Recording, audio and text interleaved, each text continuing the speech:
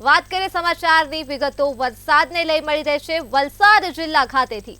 વલસાડ જિલ્લામાં વરસાદની હેલી યથાવત જોવા મળી રહી છે। જિલ્લાના તમામ તાલુકાઓમાં વરસાદે પોતાની હાજરી નોંધાવી છે। દમણ અને દાદરાનગર હવેલીમાં પણ મેઘમહેર જોવા મળી રહી છે। મેઘરાજા વરસી રહ્યા છે ત્યારે વરસાદની હેલી યથાવત વલસાડ જિલ્લામાં જોવા મળી છે અને વલસાડ જિલ્લાના તમામ તાલુકામાં વરસાદે પોતાની હાજરી નોંધાવી છે। દમણ તથા દાદરાનગર હવેલીમાં પણ મેઘમહેર જોવા મળી છે અને વરસાદી માહોલ જોવા મળ્યો છે। વલસાડ જિલ્લા ખાતે વરસાદને લઈ વિગતો મળી છે। વરસાદની હેલી યથાવત જોવા મળી રહી છે વલસાડ ખાતે, ત્યારે વલસાડના અનેક તાલુકાઓમાં પણ વરસાદી માહોલ સર્જાયો છે અને વાતાવરણમાં પણ ઠંડક પ્રસરી ગઈ છે। તો મેઘરાજા મન મૂકીને વરસી રહ્યા છે વલસાડ ખાતે અને વરસાદની હેલી યથાવત જોવા મળી છે। તો આ સાથે જ દમણ અને દાદરાનગર હવેલીમાં પણ આજે મેઘમહેર જોવા મળી છે।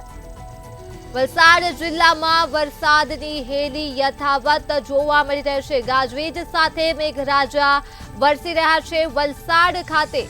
વરસાદને લઈ આ વિગતો મળી છે વલસાડ ખાતેથી।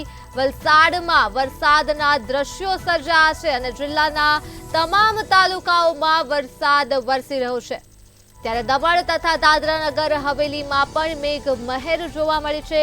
દમણ અને દાદરાનગર હવેલીમાં પણ મેઘરાજાએ પોતાની હાજરી નોંધાવી છે।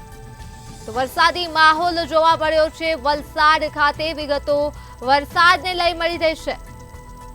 જિલ્લાના તમામ તાલુકામાં વરસાદ વરસ્યો છે। વરસાદના કારણે વાતાવરણમાં પણ ઠંડક પ્રસરી છે। તો આજે વરસાદની હેલી જોવા મળી છે વલસાડ જિલ્લામાં અને આ જિલ્લાના અનેક તાલુકાઓમાં પણ વરસાદે પોતાની હાજરી નોંધાવી દીધી છે। મેઘરાજા મન મૂકીને વરસી રહ્યા છે ત્યારે આ દ્રશ્યો સામે આવી રહ્યા છે વલસાડ ખાતેથી, જ્યાં મેઘરાજા વરસી રહ્યા છે। વરસાદની હેલી જોવા મળી છે અને આ સાથે જ દમણ તથા દાદરાનગર હવેલીમાં પણ મેઘમહેર જોવા મળી રહી છે। તો વરસાદની આ વિગતો મળી રહી છે વલસાડ ખાતેથી, જ્યાં વરસાદની હેલી યથાવત જોવા મળી રહી છે। આ સાથે જ મેઘમહેર પણ જોવા મળી રહી છે દમણ અને દાદરાનગર હવેલી ખાતે, ત્યારે જિલ્લાના તમામ તાલુકાઓમાં પણ વરસાદ નોંધાયો છે। વલસાડ ખાતે આ વિગતો મળી છે।